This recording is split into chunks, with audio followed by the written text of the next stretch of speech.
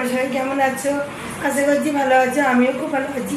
Welcome to Bengal blog Sonali. Welcome একটা নতুন video নিয়ে। আজকে আর ছেলের পরীক্ষা নেই, তাই জন্য সকাল সকাল রান্না বান্না করে খাওয়া দাওয়া হয়ে গেছে। এটা রাতের রান্নাটা এখনই করে রাখছি। সকালে করেছিলাম সজনে ডাঁটা দিয়ে মাছের ঝোল, একটু আছে তোমাদের দেখাই। আর এখন কী কী করবো সেটাও তোমাদের দেখাচ্ছি। রুই মাছ দিয়ে আলু দিয়ে সজনে ডাঁটা দিয়ে ঝোল করেছি, এই অবধি ঝোল করেছিলাম, সব শেষ হয়ে গেছে, আর এইটুকু আছে। আর ওই জন্য আবার রাতে রান্না করছি, দুটো কুমড়ো ভাজবো, খাওয়ার ইচ্ছে হচ্ছে। আর এটা উচ্ছে কুমড়ো ভর্তি হবে, খেতে কিন্তু খুব ভালো হয়। আর এটা ইঁচড় হবে, ইঁচড়টা খুব কচি।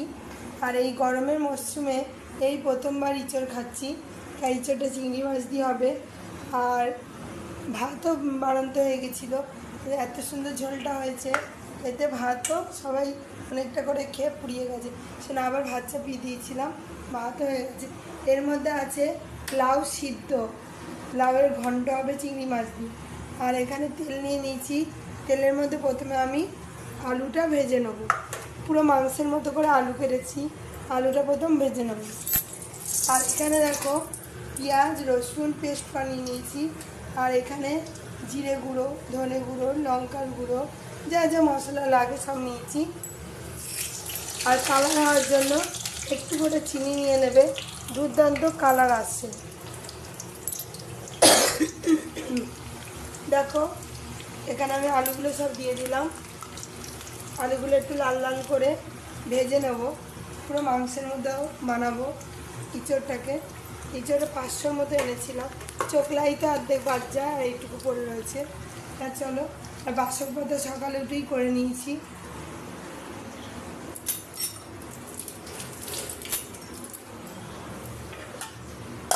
এখানে বাসক পাতার কাড়া বানিয়ে নিয়েছি আমি, এখনও কেউ খায়নি, খাবে।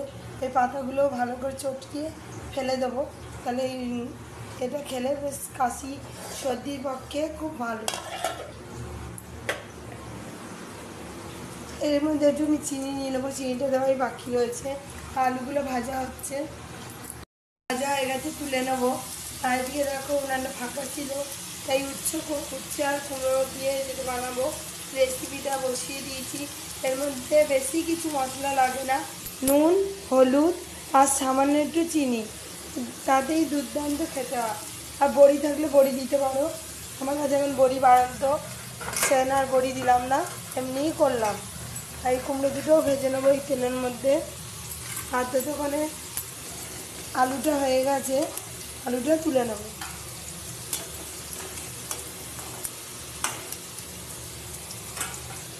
আলুটা তুলে একটু কুমড়োটা এই তেলেই ভেজে নেব।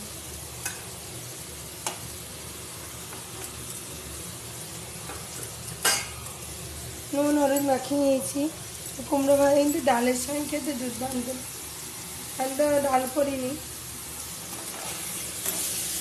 সব কিছু দিয়ে দিয়েছি, শুধু এখন ভালো করে একটু নেড়ে চেড়ে নিলেই উচ্ছে কুমড়ো বটি রেডি হয়ে যাবে।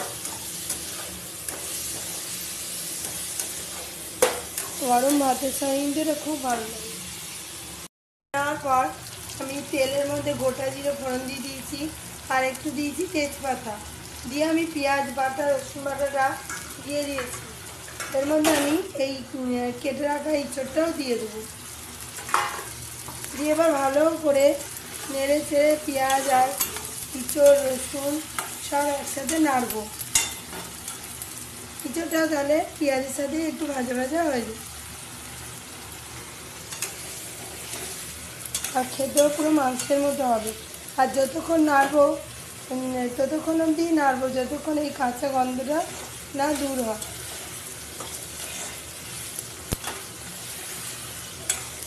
2 থেকে 3 মিনিট ভালো করে এটা নাড়তে হবে।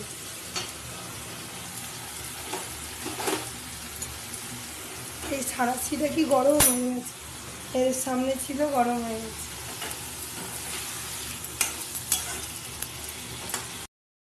কষাতে এর মধ্যে আমি কয়েকটা চিংড়ি মাছ দিয়ে দিলাম, চিংড়ি মাছ দিয়ে কিন্তু খেতে দুর্দান্ত লাগিয়েছে।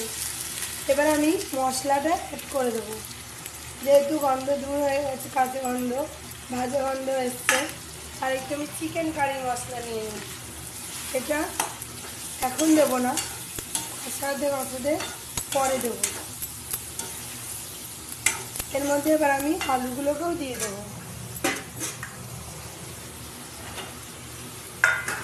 আলুগুলো মনে হচ্ছে দেখো বন্ধুরা পুরো যেন চিকেন রান্না করছে। ভালো করে কষিয়ে নেবো নেড়ে চেড়ে যতক্ষণ পারবো। এটা আবার কাঁচা মশলা যতক্ষণ এ হবে ততক্ষণ অবধি কষাবো। এই দিয়ে গরম গরম ভাত বন্ধুরা যা ভালো লাগে না, ছেলেমেয়ে বসে আজ কতক্ষণে খাবে, ওই জন্য আরও তাড়াতাড়ি করা, যে এটাই আগে করি। রান্নাও হয়ে এসছে, এটা উচ্ছে কুমড়ো বতি হচ্ছে, আর লাউটা তুলে নেবো, লাউ ঘন্টা হবে। এই যে একটু জল দিয়ে দিয়েছি, কারণ উচ্ছেটা নাহলে মজবে না, ওই জন্য ঢাকাটা খুলে দেবো আমি, কারণ জলটা প্রায় টেনে এসছে। এই জন্য আমি একটু ঢাকাটা খুলে দিলাম, দেখে নেবো উচ্ছেগুলো সিদ্ধ হয়েছে নাকি।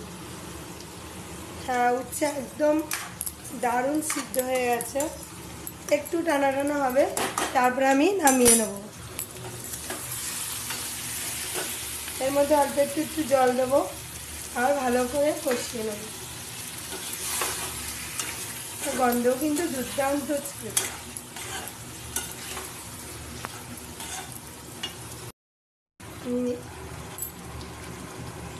ইঁচড়ের কালারটা কত সুন্দর এসছে। তার পরিমাণ মতো আমি জল দিয়ে দেবো। আলুগুলোকেও তো সিদ্ধ হতে হবে, ইঁচড়গুলো, সেজন্য একটু জল দিয়ে দিলাম। এবার আমি এই যে চিকেন কারি যে মশলাটা আছে এটা এই ঝোলের মধ্যে ছড়িয়ে দেবো। দেখো খেতে স্বাদটা কিন্তু আরও দ্বিগুণ হয়ে যাবে। এবার ঢাকা দিয়ে দেবো কিছুক্ষণ ফুটে ওঠার জন্য। ফুটে ঝোলটা পারফেক্ট কুক হলে তারপর আমি নামিয়ে নেবো। চিংড়ি হচ্ছে, তখন ভাবলাম লাউ চিংড়িটা করে ফেলি, সেজন্য লাউটা তেলের মধ্যে গোটা জিরে ফোড়ন দিয়ে লাউগুলো দিয়ে দিলাম, সিদ্ধ করা লাউ। আর এখানে চিংড়ি মাছ করে দিয়েছি, দেখালাম তোমাদের। এই দিয়ে হবে ঘন্ট, এগুলো আমি এখনই দিয়ে দেবো, লাউর সঙ্গে একবারে হয়ে যাবে। আর এতেও বেশি কিছু লাগে না, লাউ চিংড়ির মধ্যেও একটু নুন দেবো, হলুদ দেবো, আর মিষ্টি, আর একটু জিরে গুঁড়ো, এতেও খুব একটা বেশি কিছু লাগে না। একটু আমি ঢাকা দিয়ে দেবো জলগুলো টানার জন্য। থালা আমি নিয়ে নিয়েছি, থালা দিয়ে একটু ঢাকা দিয়ে দেবো। আর এটা খুলে একবার তোমাদের কালারটা দেখাই, দেখো কত সুন্দর কালার এসছে। এবার আলুগুলো সিদ্ধ না হলে ইঁচড়ে এটা নামাতে পারছি না। এখন ঢাকা দিয়ে রেখেছিলাম, জল টেনে গেছে, সেই জন্য আমি এর মধ্যে নুন, হলুদ আর লঙ্কার গুঁড়ো আর একটু মিষ্টি আর একটু জিরে গুঁড়ো এই দিয়ে দিই। লাউ ঘন্টে আর বেশি কিছু লাগে না, বড়ি দিলেও যা লাগে আর চিংড়ি দিলেও তাই লাগে। এবার হচ্ছে কিছুক্ষণ নেড়ে নেওয়ার পালা। জলটা টেনে গেছে কিন্তু ভালো করে মেশে নিই, ওই জন্য একটু ভালো করে নাড়িয়ে চাড়িয়ে বেশ কিছুক্ষণ ধরে নাড়াতে হবে। জিরে গুঁড়ো দেওয়াতে আরও সুন্দর একটা স্মেল আসে। সামান্য একটু লঙ্কার গুঁড়োও দিয়ে দিয়েছি অল্প স্লাইড করে। কুক হওয়ার জন্য আবার একটু লো ফ্লেম দিয়ে কিছুক্ষণ ঢাকা দিয়ে রাখবো, একদমই লো ফ্লেম, দেখা যাচ্ছে না তাই দেখো বন্ধুরা, একদমই লো ফ্লেম, লোয়ে একবারে দিয়ে আঁচটা তারপরে করতে হবে। আর এতে টকবক করে ফুটেই যাচ্ছে, আর ততক্ষণ এই জায়গাটা আমি মুছে ফেলবো। এই এতগুলো বাসন জমে রয়েছে, মাছ দিয়ে যাবো। আর এদিকে রান্নাবান্না হলে একবারে বাসন নিয়ে চলে যাবো। আর রুটি করতে হবে, রুটিও করে রেখে দেবো, তাহলে কি হয় তাড়াতাড়ি হয়ে যাবে। আর একবারে গ্যাসটা মুছে গ্যাসের ঝিকগুলো নিয়ে নেব।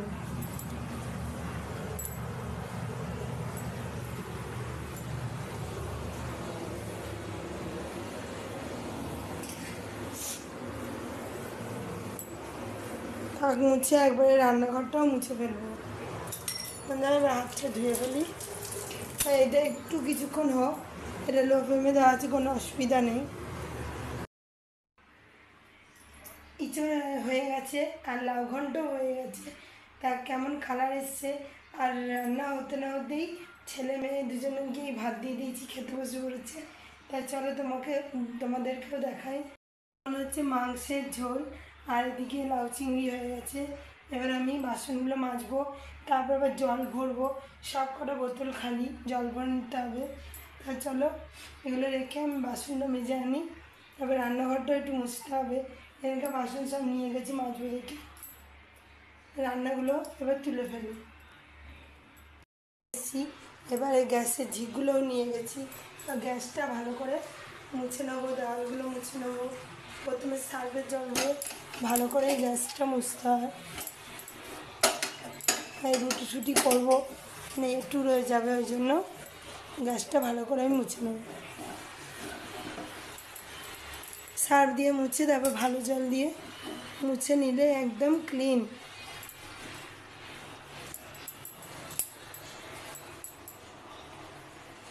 এবার তুমি দেখো সার্ফের জল নিয়ে নিচ্ছি।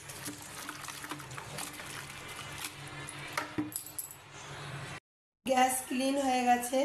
এবার এই তাকগুলো, ওই তাকটা সব মুছে নেবো। মুছে বাথরুমগুলো মেজে এসে এবার জল ভরার কাজ আছে, ঝটপট কাজগুলো সেরে নিচ্ছিল। এই দেওয়ালটাও ক্লিন করে নিয়েছি, এটা আরেকবার মুছে নিচ্ছি। তাহলে পুরো সার্ফ দিয়ে ক্লিন করে নিয়েছি, তাহলে কোনো তেল চিট হবে না। আর এমনিও তেল চিট হয় না, যেহেতু কুচিনা আছে।